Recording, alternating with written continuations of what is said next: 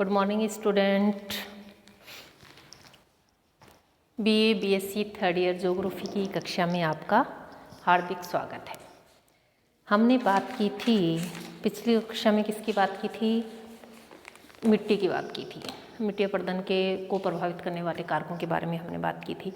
आज हम बात करेंगे भारत की प्राकृतिक वनस्पति, या हम कह सकते हैं भारत के वनों के बारे में आज हम बात करेंगे। देखिए, बहुत सारे आधार होते हैं जिसके आधार पर वनों का वर्गीकरण किया जाता है। क्षेत्रफल के आधार पर, प्रशासनिक प्रक्रिया के आधार पर। और देखिए क्या होता है, फर्स्ट तो हम बात करेंगे कि प्राकृतिक वनस्पति होती क्या है। कि प्राकृतिक वनस्पति होती क्या है कि प्राकृतिक वनस्पति से अभिप्राय उस वनस्पति से है, उस पौधा समुदाय से है जो लंबे समय तक बिना किसी बाहरी हस्तक्षेप के उगता है और उसकी विभिन्न प्रजातियां पाई जाती हैं। कि मनुष्य का इस प्राकृतिक वनस्पति को बनाने में कोई हाथ नहीं होता है, वह बिना किसी बाहरी हस्तक्षेप के स्वयं ही उगता है और बढ़ता है या विकास करता है। उसको हम क्या कहेंगे? प्राकृतिक वनस्पति। देखिए क्या होता है कि भारत में जो वन है या वनस्पति है वो वर्षा का अनुसरण करते हैं। भारत के जो वन है वो किसका अनुसरण करते हैं? वर्षा का अनुसरण करते हैं। हम कह सकते हैं कि जितनी अधिक वर्षा पाई जाती है उसी अनुपात में वृक्षों की सघनता पाई जाती है। या जो वृक्ष होते हैं वो किसका अनुसरण करते हैं? वर्षा का अनुसरण करते हैं। कि जितने अधिक वृक्ष होंगे उतनी अधिक वर्षा होगी, और जितनी अधिक वर्षा पाई जाती है उतनी अधिक वनस्पति पाई जाती है, और उसी अनुपात में वनस्पति के प्रारूप में भी अंतर पाया जाता है। अब बात करें कि भारत की वनस्पति की, पहले हम एक बार मोटा मोटा बताना चाहूँगी कि भारत में किस किस प्रकार की वनस्पति पाई जाती है। अगर प्रशासनिक आधार की बात करें उसके अनुसार भारत में 3 प्रकार की प्रशासनिक आधार पर उसको बांटा गया है, जिसमें हम बोल सकते हैं कि आरक्षित वन या रिजर्व वन सर्वाधिक क्षेत्रफल पर पाए जाते हैं। भारत के 53% क्षेत्रफल पर आरक्षित वन या रिजर्व वन पाए जाते हैं। दूसरे होते हैं संरक्षित वन, और तीसरे होते हैं अवर्गीकृत वन। ये तो किसके आधार पे? कि प्रशासनिक आधार पर। हम बात करेंगे क्षेत्रफल के आधार पे भी, कि क्षेत्रफल के आधार पर प्राकृतिक वनस्पति का विभाजन। बात आती है कि भारत में विभिन्न प्रकार की वनस्पतियां पाई जाती हैं, और जो जलवायु, वर्षा, उच्चावच है वो क्या करती है, ये इस प्राकृतिक वनस्पति को प्रभावित करने वाले मुख्य कारक हैं। तो बात करें कि जो हिमालय पर्वत है, हिमालय पर्वत पर शीतोष्ण कटिबंधीय वनस्पति पाई जाती है। पश्चिमी घाट की बात करें, अंडमान निकोबार द्वीप समूह की बात करें, जहाँ पर वर्षा अधिक पाई जाती है, 200 सेंटीमीटर के आसपास वर्षा पाई जाती है, वहाँ पर उष्ण कटिबंधीय वर्षा वन पाए जाते हैं। ये वाला जो क्षेत्र है उष्ण कटिबंधीय वर्षा वन पाए जाते हैं। अधिक तापमान और अधिक वर्षा जहाँ पाई जाती है, वार्षिक वर्षा 200 सेंटीमीटर तक वहाँ जहाँ पाई जाती है, वहाँ किस प्रकार के वन पाए जाते हैं? सदाबहार वन या उष्ण कटिबंधीय आर्द्र वन, वहाँ पर वर्षा वन वहाँ पर पाए जाते हैं। दूसरी मरुस्थलीय क्षेत्र की बात करें, जहाँ पर वर्षा कह सकते हैं, उससे पहले हम बात करेंगे किसकी? 100 से 200 सेंटीमीटर जहाँ वर्षा पाई जाती है, वहाँ पर जो प्रतिरूप है वह वनस्पति का बदल जाता है, और जैसे जैसे वर्षा की कम मात्रा पाई जाती है वनों का जो सघन विस्तार है धीरे धीरे कम होता जाता है। और मरुस्थल की बात करें जहाँ 70% से भी कम 70 सेंटीमीटर से भी कम वर्षा होती है, वहाँ पर मरुस्थलीय वनस्पति पाई जाती है। और मरुस्थलीय वनस्पति की बात करें, मरुस्थल की वनस्पति जैसे आप सभी जानते हो, घास, झाड़ी, कैक्टस, बबूल, खेजड़ा, ये सारी जो वृक्षों की प्रजातियां हैं यहाँ पर पाई जाती हैं। दूसरी बात करें कि जो वन होते हैं वर्षा का अनुसरण करते हैं, जितनी अधिक वर्षा होती है उसी अनुपात में जो वनस्पति है सघन पाई जाती है, और जैसे जैसे वर्षा की मात्रा कम होती जाती है वनस्पति की सघनता भी कम होती जाती है। जितनी अधिक वर्षा होती है उतनी अधिक वृक्षों की ऊंचाई बढ़ जाती है, और उसी अनुपात में उतनी अधिक वृक्षों में सघनता पाई जाती है। लेकिन जैसे जैसे वर्षा की मात्रा कम होती जाती है उसी अनुपात में जो वनस्पति है उसकी सघनता भी कम होती जाती है। तो इसमें जो वर्षा है वह क्या है, वनस्पति को प्रभावित करने वाला मुख्य कारक है। दूसरा, उच्चावच भी क्या करती है, वनस्पति को प्रभावित करती है। देखिए जैसे हिमालय वाले जो क्षेत्र होते हैं उसमें वनस्पति का जो प्रारूप है वह वर्षा पर निर्भर न करके या जलवायु पर निर्भर न करके किस पे निर्भर करता है, उच्चावच पर निर्भर करता है। जैसे जैसे ऊंचाई बढ़ती जाती है उसी अनुपात में वनस्पति के प्रारूप में भी परिवर्तन आता रहता है। अगर हम हिमालय की बात करें, हमारे यहाँ जो हिम रेखा है 4800 मीटर पर पाई जाती है, ठीक है। उस हिम रेखा के कह सकते हैं कि ऐसा क्षेत्र जहाँ वर्ष पर क्या जमती है, बर्फ जमती है। तो उस क्षेत्र, इससे आगे का क्षेत्र किस प्रकार का है, वनस्पति विहीन क्षेत्र पाया जाता है, क्योंकि कंटिन्यू बर्फ जमती है तो जिसके कारण यहाँ पर वनस्पति का अभाव पाया जाता है। देखिए वनस्पति कहाँ पर उत्पन्न होगी, जहाँ पर उसको अनुकूल दशाएं प्राप्त होंगी, और दूसरा हम कह सकते हैं कि जहाँ पर उसको भूमि प्राप्त होगी, सही है, वहाँ पर क्या होती है, वनस्पति उगती है। लेकिन क्या हिम रेखा 4800 मीटर पर हमारे हिमालय की जो हिम रेखा का अर्थ होता है जहाँ से बर्फ़ जमना प्रारंभ होती है। तो जो 4800 मीटर है जहाँ से बर्फ़ जमना प्रारंभ होती है उसके बाद वनस्पति का पूर्ण रूप से अभाव पाया जाता है। बात करेंगे कि भारत में कितने प्रकार की वनस्पति पाई जाती है या प्राकृतिक वनस्पति पाई जाती है, वन पाए जाते हैं, और उसके संदर्भ में हम बात करते हैं। उससे पहले थोड़ा सा क्षेत्रफल के आधार पर अगर हम भारत की बात करेंगे, भारत का ऐसा कौन सा राज्य है जहाँ पर क्षेत्रफल की दृष्टि से सर्वाधिक वन पाए जाते हैं। तो राज्य की बात करेंगे, मध्य प्रदेश क्या है, प्रथम स्थान है। MP कि भारत का ऐसा कौन सा राज्य है जहाँ क्षेत्रफल की दृष्टि से सर्वाधिक वन पाए जाते हैं, तो हम क्या कहेंगे, फर्स्ट कौन सा है, मध्य प्रदेश। दूसरा है अरुणाचल प्रदेश, दूसरा अरुणाचल प्रदेश। इसको आप ध्यान से पढ़िएगा, आपके जितने भी कंपटीशन एग्जाम होते हैं उसमें आपके लिए सहायक रहेगा कि भारत का ऐसा कौन सा राज्य है जहाँ क्षेत्रफल की दृष्टि से सर्वाधिक वन क्षेत्र पाए जाते हैं। तो फर्स्ट हमारा मध्य प्रदेश, दूसरा है अरुणाचल प्रदेश, और तीसरा है हमारा छत्तीसगढ़। ये किसके अकॉर्डिंग है, क्षेत्रफल के अकॉर्डिंग है। अगर केंद्र शासित प्रदेश की हम बात करें तो केंद्र शासित प्रदेश में कौन आता है, अंडमान निकोबार द्वीप समूह। अंडमान निकोबार, इधर भारत के पास इसकी स्थिति है कि अंडमान निकोबार जो द्वीप समूह है, केंद्र शासित अगर प्रदेश की बात की जाए कि भारत के कौन से केंद्र शासित प्रदेश में सर्वाधिक वन क्षेत्रफल पर वन क्षेत्र पाए जाते हैं, तो हम क्या कहेंगे, केंद्र अंडमान निकोबार द्वीप समूह। और राज्य की बात करें सबसे अधिक मध्य प्रदेश में, उसके बाद अरुणाचल प्रदेश में, और तीसरा है छत्तीसगढ़ में। तो ये किसके आधार पर था, क्षेत्रफल के आधार पर, क्षेत्रफल के आधार पर सर्वाधिक वन कहाँ पाए जाते हैं, MP में। कई बार बहुत बार एग्जाम में पूछा भी गया है, इसलिए आपको याद भी रखना, हो सकता है भविष्य में भी इस प्रकार से क्वेश्चन आते हैं कि भारत का कौन सा ऐसा राज्य है जहाँ पर क्षेत्रफल की दृष्टि से सर्वाधिक वन क्षेत्र पाए जाते हैं, तो हम क्या कहेंगे, मध्य प्रदेश, अरुणाचल प्रदेश, और तीसरा है छत्तीसगढ़।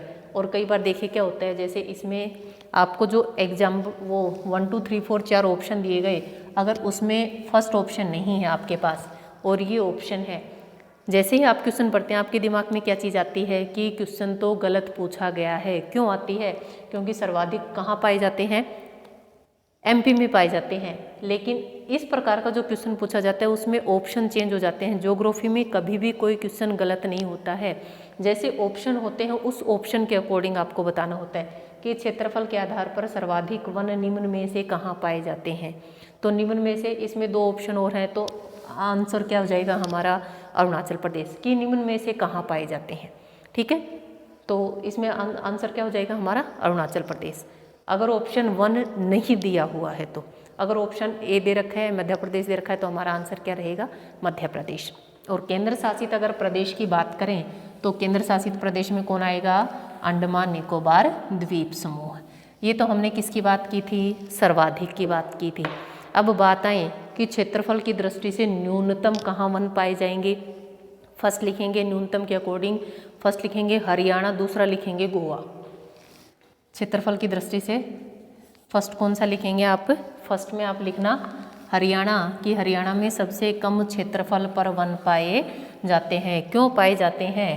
क्योंकि हरित क्रांति के कारण क्या हो गया? कृषि क्षेत्र का विस्तार हो गया, जिसके कारण वृक्षों का बड़े पैमाने पर कटाई करने से, या कह सकते हैं कि वृक्षों की मात्रा कम होने से, कृषि भूमि का विस्तार करने के कारण वहाँ पर वन क्षेत्र क्या पाए जाते हैं?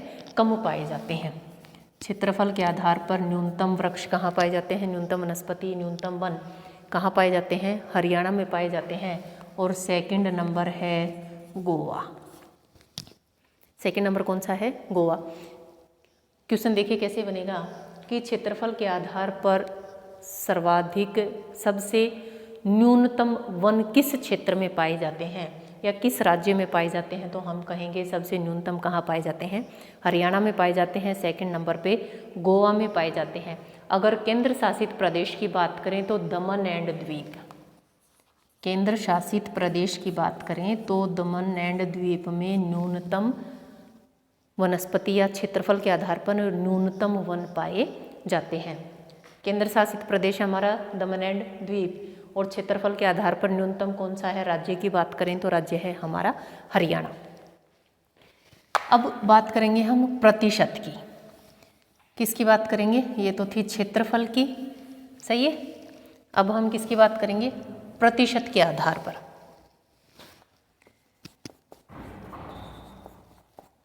प्रतिशत के आधार पर अगर प्रतिशत की बात करें तो सर्वाधिक जो वन क्षेत्र पाए जाते हैं वो पाए जाते हैं मिजोरम में।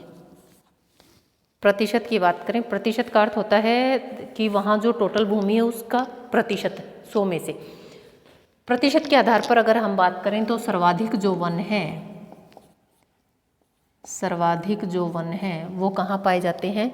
मिजोरम में। देखिए ये वाला क्षेत्र, इस क्षेत्र में वर्षा भी अधिक होती है, यहाँ है मिजोरम। इस क्षेत्र में वर्षा भी अधिक होती है और तापमान भी अधिक पाया जाता है, जिसके कारण यहाँ वनस्पति भी सघन पाई जाती है। प्रतिशत के आधार पर सर्वाधिक कहाँ पाया जाता है? फर्स्ट है मिजोरम, सेकंड है अरुणाचल प्रदेश।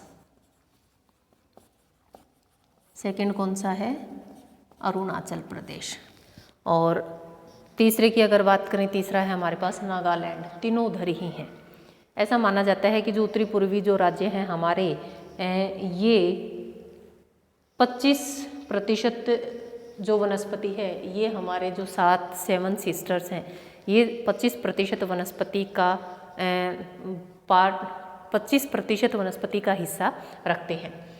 प्रतिशत के आधार पर अगर सर्वाधिक किसकी बात करें? वन क्षेत्र की बात करें तो फर्स्ट है मिजोरम, सेकंड है अरुणाचल प्रदेश और तीसरा है नागालैंड। तीसरा है नागालैंड। और केंद्र शासित अगर प्रदेश की बात करें तो उसमें है सर्वाधिक लक्षद्वीप। सर्वाधिक कौन सा है? लक्षद्वीप। इधर लक्षद्वीप है, इधर अंडमान निकोबार द्वीप समूह। भारत के इधर छोटे छोटे हैं प्रवाल भित्तियों से निर्मित जो द्वीप हैं उनको लक्षद्वीप कहा जाता है, और इधर हमारे कौन सा है? अंडमान निकोबार द्वीप समूह छोटे छोटे टापुओं के रूप में स्थित हैं। तो सर्वाधिक प्रतिशत के आधार पर केंद्र शासित प्रदेश कौन सा है? लक्षद्वीप है। अगर राज्य की बात करें मिजोरम है प्रथम पर, सेकंड में अरुणाचल प्रदेश और थर्ड पर कौन सा है हमारे पास? नागालैंड है। अब इसकी बात, ये तो हमने किसकी बात की थी? सर्वाधिक की। अब हम किसकी बात करेंगे? न्यूनतम की। तो न्यूनतम में बिल्कुल ईजी है। क्षेत्रफल की दृष्टि से सबसे कम कौन था? हरियाणा। और प्रतिशत के अकॉर्डिंग भी सबसे कम कौन है? हरियाणा। और सेकंड अगर हम बात करें, सेकंड है राजस्थान, कि क्षेत्रफल में भारत का सबसे बड़ा राज्य, लेकिन वन प्रतिशत की दृष्टि से देखें, हम प्रतिशत की दृष्टि से वन क्षेत्र देखें तो हरियाणा के बाद राजस्थान का नाम आता है, जहां प्राकृतिक वनस्पति की कमी पाई जाती है। इसके भी दो मुख्य कारण हैं। एक तो थार का मरुस्थल है, मरुस्थलीय दशाएं पाई जाती हैं, जिसके कारण वर्षा की मात्रा जहां कम पाई जाएगी वहां पर वन भी कम पाए जाते हैं। दूसरा, धीरे धीरे सिंचाई साधनों का विकास होता जा रहा है, तो वन क्षेत्र हमारे कम होते जा रहे हैं, कि कृषि का विकास होने से वन क्षेत्र घट गए। तो फर्स्ट प्रतिशत की अगर बात करें तो न्यूनतम की बात करें, सबसे कम फर्स्ट कौन था? हरियाणा। और सेकंड है राजस्थान। फर्स्ट था हरियाणा और सेकंड है राजस्थान। और अगर हम किसकी बात करें, इसमें केंद्र शासित प्रदेश की बात करें, इसमें भी दमन एंड द्वीप का नाम प्रथम स्थान पर है कि क्षेत्रफल की दृष्टि से भी और प्रतिशत की दृष्टि से भी दमन एंड द्वीप में सबसे कम वन क्षेत्र पाए जाते हैं। तो ये थे कुछ हमारे कंपटीशन एग्जाम की दृष्टि से आने वाले महत्वपूर्ण क्वेश्चन। अब हम बात करेंगे कि प्राकृतिक वनस्पति को प्रभावित करने वाले कारक कौन कौन से कारक हैं जो प्राकृतिक वनस्पति को प्रभावित करते हैं। फर्स्ट पॉइंट मैंने आपको क्या लिखवाया था, वर्षा। वर्षा क्या होते हैं, वनस्पति का वर्षा जो होते हैं वह जो वन होते हैं वर्षा का अनुसरण करते हैं। जितनी अधिक वर्षा पाई जाती है उतनी ही अधिक वनस्पति पाई जाती है। जैसे जैसे वर्षा की मात्रा कम होती जाती है वनस्पति की सघनता भी कम होती जाती है। जहाँ 200 सेंटीमीटर से अधिक वर्षा होती है वहाँ पर सदाबहार वन पाए जाते हैं। ऐसे वन जो वर्ष में कभी भी अपनी पत्तियाँ नहीं गिराते हैं, वर्ष भर हरे भरे पाए जाते हैं। लेकिन जैसे जैसे वर्षा की मात्रा कम होती जाती है वनस्पति के प्रारूप में भी परिवर्तन पाया जाता है। 70 सेंटीमीटर से जो कम वर्षा वाले क्षेत्र हैं उन क्षेत्रों में मरुस्थलीय वनस्पति पाई जाती है। ऐसे जो वृक्ष होते हैं उनकी छाल मोटी और जो पत्तियां होती हैं पत्तियां छोटी कांटेदार पाई जाती हैं ताकि वनस्पति में अपने आप को वो जीवित रख सकें। या दूसरा हम कह सकते हैं कि वाष्पीकरण की जो प्रक्रिया है उसको धीमा किया जा सके। तो प्रकृति ने इस प्रकार से उनको कांटे और मोटी छाल प्रदान की है ताकि वह शुष्क दशाओं में भी अपने आप को जीवित रख सके। फर्स्ट था वर्षा। दूसरी अगर हम बात करें तापमान, तापमान भी क्या होता है वनस्पति को प्रभावित करता है। देखिए क्या होता है, जितना तापमान अधिक पाया जाता है उतने वाष्पीकरण की दर बढ़ जाती है और तापमान अधिक पाया जाएगा तो वो भी क्या करता है वनस्पति को प्रभावित करता है। तापमान अधिक होगा तो आर्द्रता की मात्रा कम पाई जाती है जिसके कारण भी क्या होता है जितनी आर्द्रता कम होगी उतनी वनस्पति कम पाई जाती है।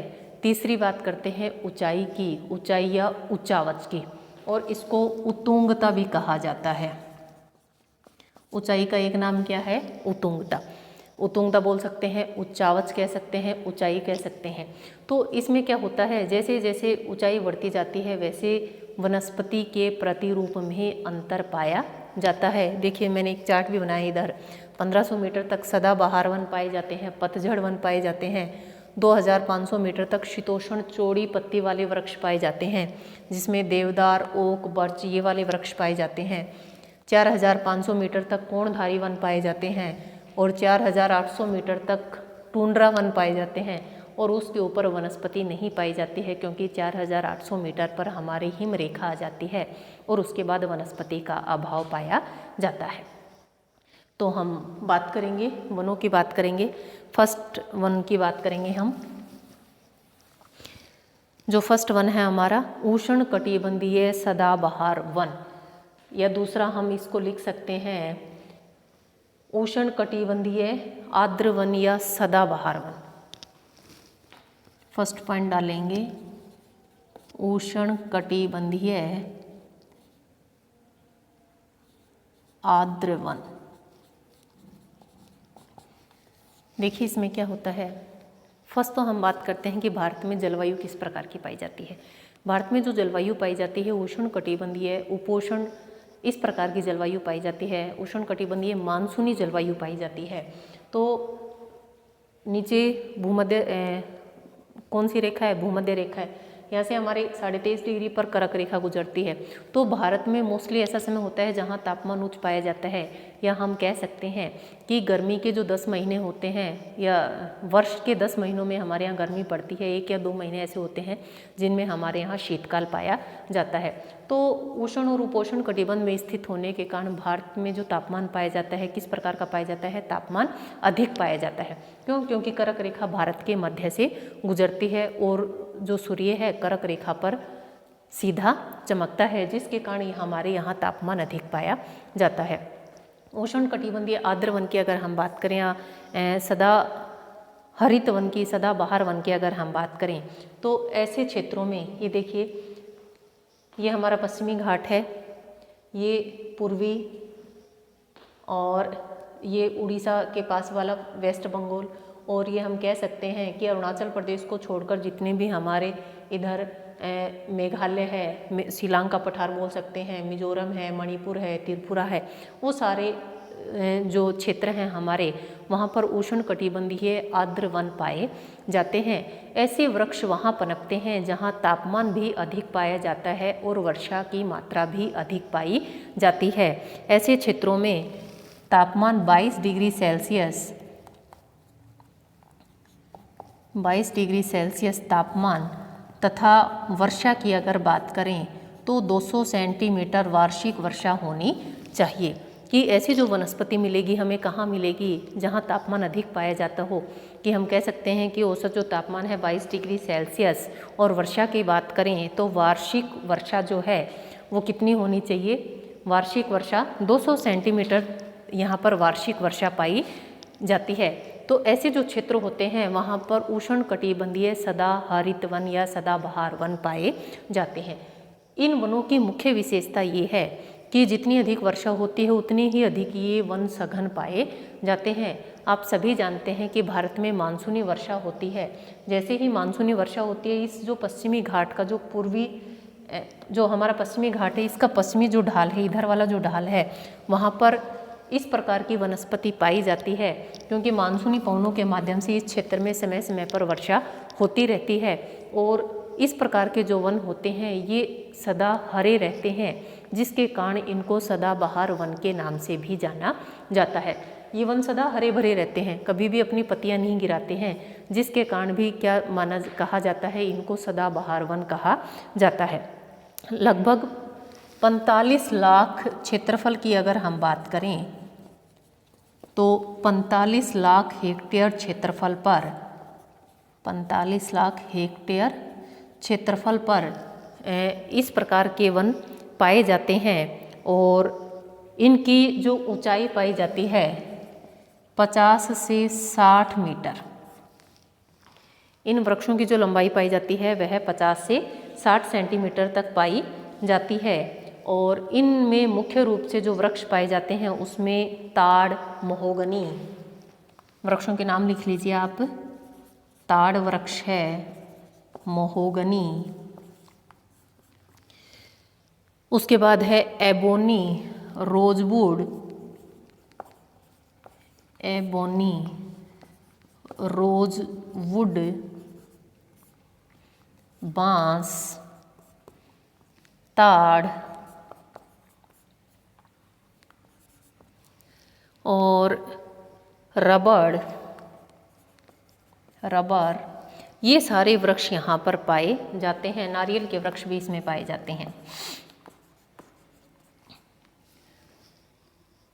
उष्णकटिबंध वाला जो क्षेत्र है वर्षा वन है, जिसकी बात हमने करी, आर्द्र वन है, वहाँ पर जो वृक्ष पाए जाते हैं उनमें ताड़, महोगनी, अबोनी, रोजवुड, बांस, ताड़, रबर और नारियल के वृक्ष पाए जाते हैं। और इसकी एक बात और है कि इस अंडमान निकोबार द्वीप समूह वाले क्षेत्र में भी इस प्रकार के वन पाए जाते हैं। देखिए क्या होता है, जो छोटे छोटे द्वीप होते हैं या जिन क्षेत्रों में सागर समीप होता है वहाँ पर वर्षा अधिक पाई जाती है। अगर हम अंडमान निकोबार द्वीप समूह की बात करें, उस क्षेत्र में भी इस प्रकार की वनस्पति पाई जाती है। उसका कारण क्या है, सदाबहार वनों का कारण क्या है, हिमालय की तराई वाला क्षेत्र, उसमें भी यह वनस्पति पाई जाती है, क्योंकि तराई वाले क्षेत्र में इस प्रकार की वनस्पति पाई जाती है।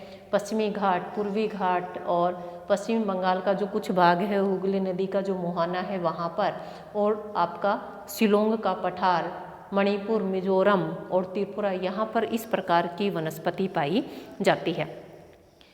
अब यहाँ अंडमान निकोबार द्वीप समूह में भी इसी प्रकार की वनस्पति पाई जाती है। क्यों?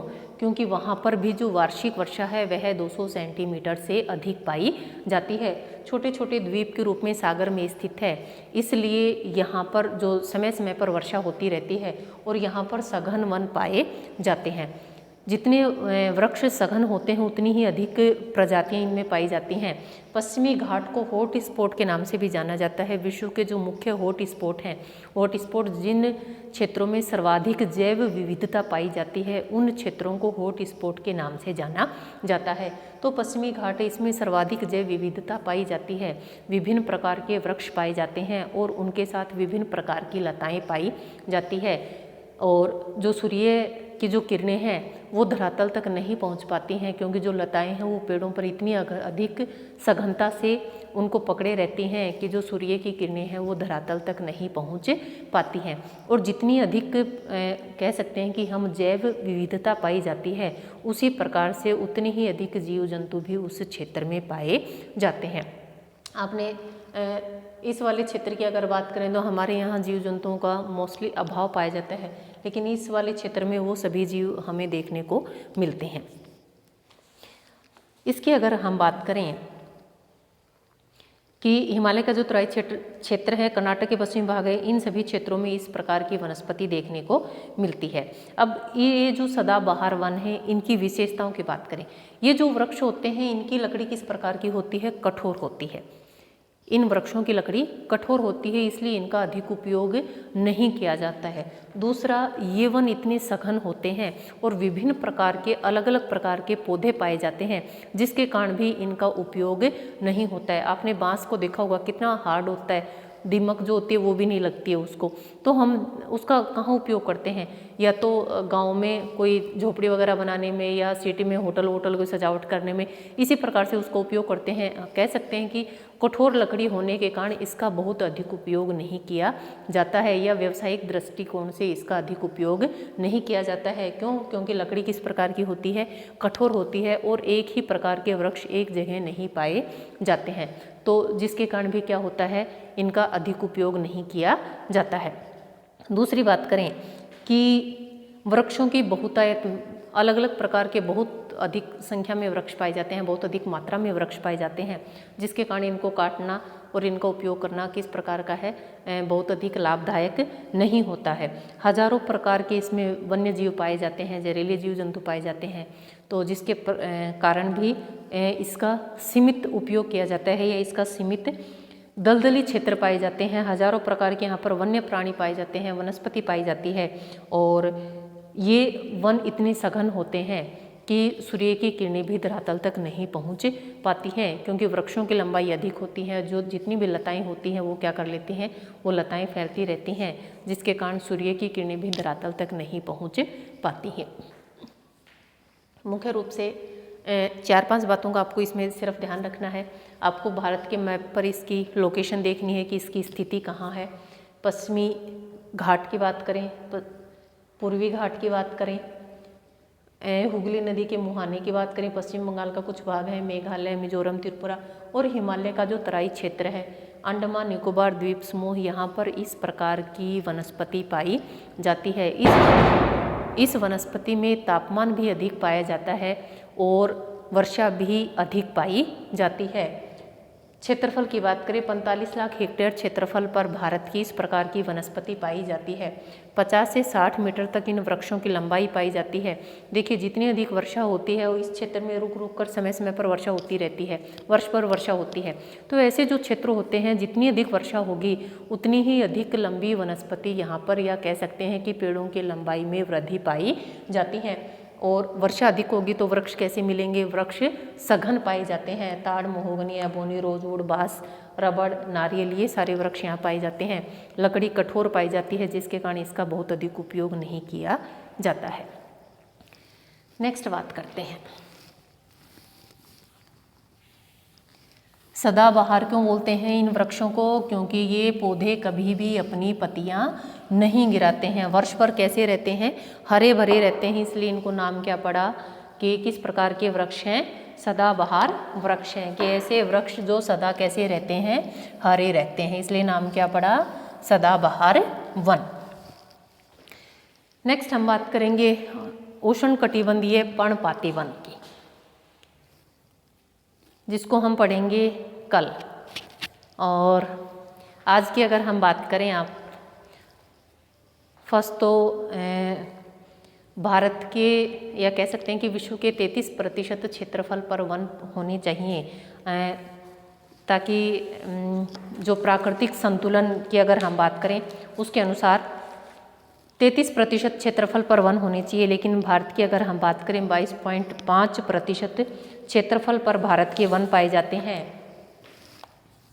विश्व के 34.5% भाग पर वन है, भारत के 22.5% भाग पर वन है, और सैटेलाइट से जो ज्ञात किया वो कितने हैं 19.5।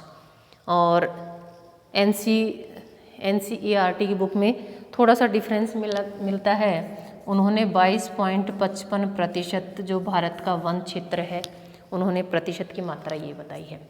ठीक है, विश्व के 34.5% क्षेत्रफल पर वनों का विस्तार है, भारत के 22.5% क्षेत्रफल पर 19.5 किसके अकॉर्डिंग, NCERT के अकॉर्डिंग कि भारत का जो वास्तविक वन क्षेत्र है कितना है 19.5 है।